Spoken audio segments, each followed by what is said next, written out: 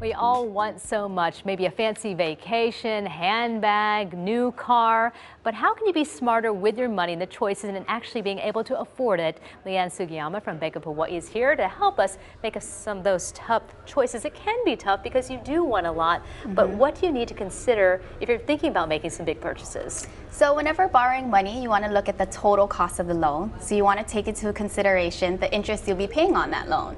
So for something that might cost $3,000, it may not look like so much fun when you're still paying it off a year later.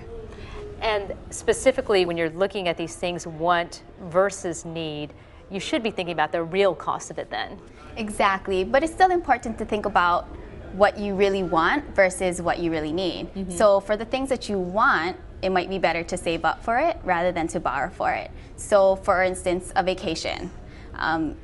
If possible, you might want to save up for that rather than borrow for it, or even for a car, it might be more prudent to save up for that as well. Because the real cost down the road when you start making those interest payments and stuff. So do you need to have a game plan, or you should have a game plan going in, right? Exactly. So again, you always want to take into consideration the total cost of the loan, and you want to remember to only borrow what you need. That's really important.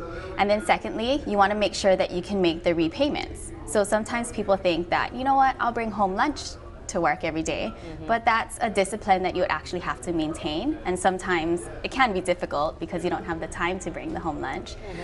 Third, you want to make sure that you pick the shortest repayment period that you can afford. So this is particularly true for things that you would use up quickly, so for a vacation or for a car that might lose value over time.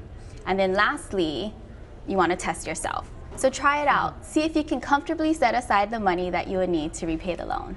All right, some simple ideas. Test yourself out and let you know if you can really afford it. Liann, thank you so much for joining us. Thank you. We'll post this information for you on HawaiiNewsNow.com.